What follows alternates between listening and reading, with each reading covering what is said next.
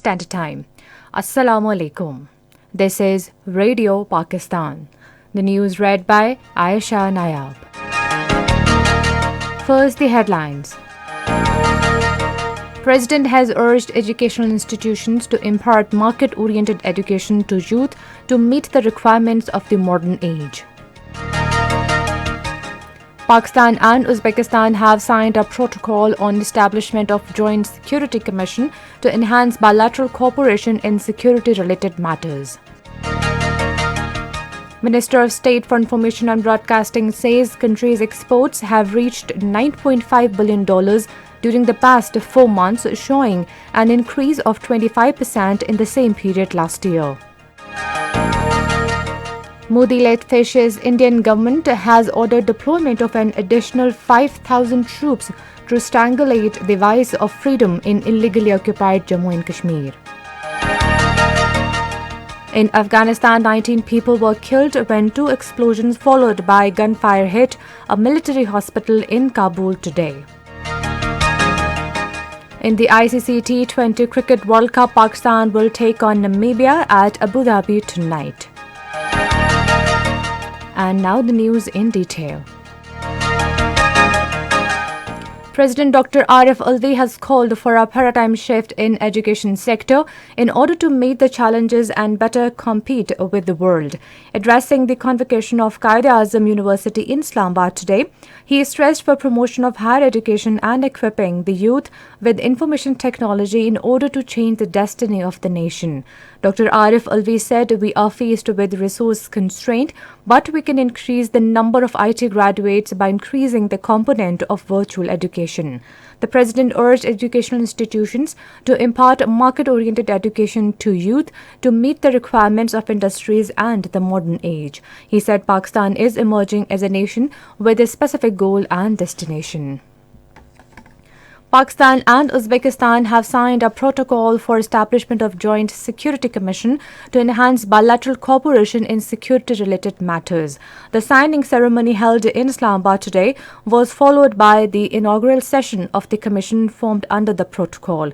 Pakistan's National Security Advisor Dr. Moeed Yusuf and Secretary of the Security Council of Uzbekistan, Lieutenant General Viktor Makhmudov, led their respective delegations. The protocol covers a wide-ranging security-related matters of mutual interest and establishes a coordination mechanism between Pakistan's National Security Division and the Security Council of Uzbekistan under their respective heads. During the inaugural session, both sides discussed various aspects of the newly formed Joint Commission and the way forward for making the Commission effective and mutually beneficial. National Security Advisor Dr. Moeed Yusuf says Pakistan is leveraging its geo-economic position by partnering with world countries including Central Asian states. He was addressing media after signing a protocol on establishment of a Joint Security Commission between Pakistan and Uzbekistan in Islamabad today. The National Security Advisor said the protocol will help in boosting bilateral relations and achieving cooperation on terrorism, drug trafficking and disaster management. Commenting on the current situation in Afghanistan, he said the world economy is to extend their support to Afghan people to avoid humanitarian crisis there. Minister for Information and Broadcasting Chaudhry Fawad Hussain has thanked the mainstream media for demonstrating responsibility and caution during the recent crisis. In a tweet today, he said if the media does not show responsibility in such crises, the problems of governments can aggravate. The Information Minister said journalism is about telling the truth with responsibility. Minister of State for Information and Broadcasting Farooq Habib says Pakistan's exports are increasing despite outbreak of coronavirus. In a tweet, he said the country's exports reached $9.5 billion during 4 months from July to October this year. Farooq Habib said the volume of exports remained 25% higher as compared to last year during the period. The free trade agreement between Pakistan and Thailand is expected to be finalized by the end of this year. This was stated by the ambassador of Thailand to Pakistan, Chekaret Kranjumwong, while talking to APP in Islamabad today. He said the 10th round of FTA between Pakistan and Thailand would start next month, in which big progress is expected.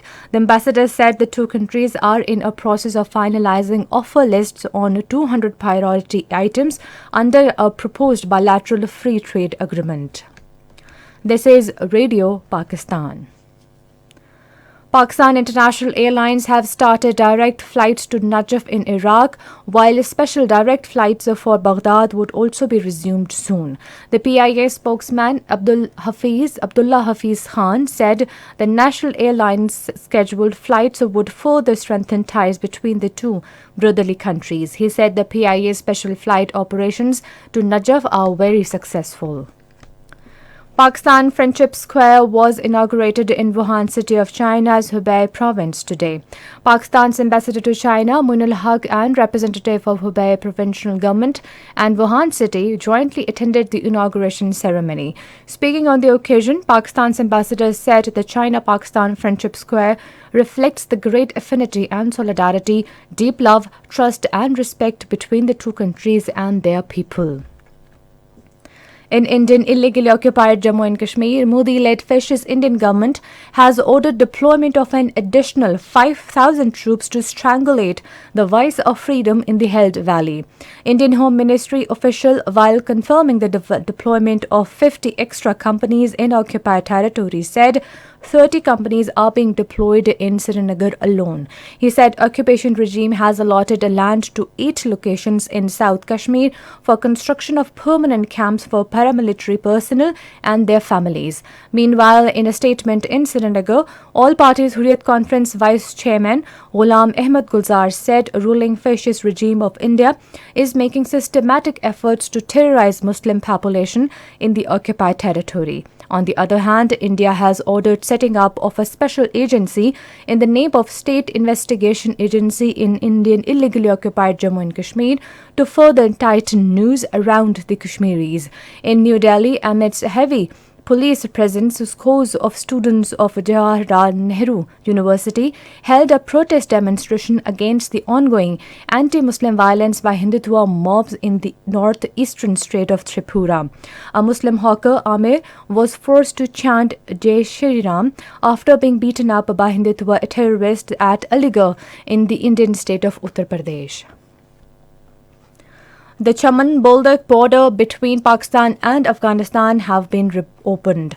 In a tweet, Pakistan's ambassador to Afghanistan, Mansoor Ahmad Khan, said the pedestrians and trade vehicles are started crossing the border. The ambassador urged the authorities on both sides to devote their energies to ensure smooth movement of people and trade vehicles at the border.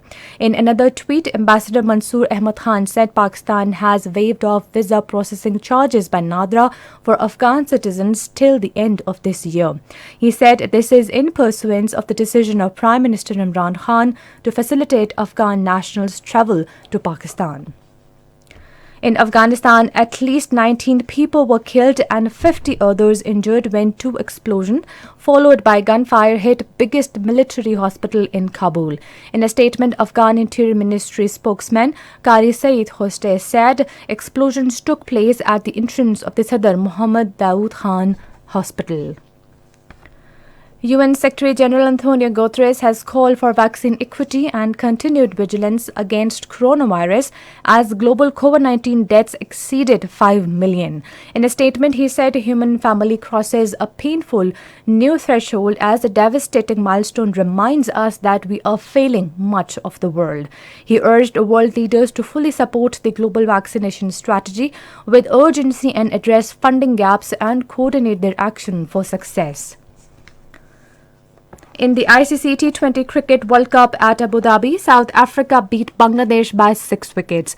Batting first, Bangladesh were all out in 18.2 overs, scoring 84 runs. In reply, South Africa achieved the target in 13.3 overs for the loss of 4 wickets. The second match will be played between Pakistan and Namibia at Abu Dhabi at 7 p.m. And finally, the weather. Mainly dry weather is expected in most plain areas of the country during the next 12 hours. However, light rain is expected at isolated places in northeast Punjab and Kashmir. And that is the end of the news. For more news and analysis, log on to our website radio.gov.pk and also watch live video streaming of our bulletin on the link facebook.com/Radio Pakistan News.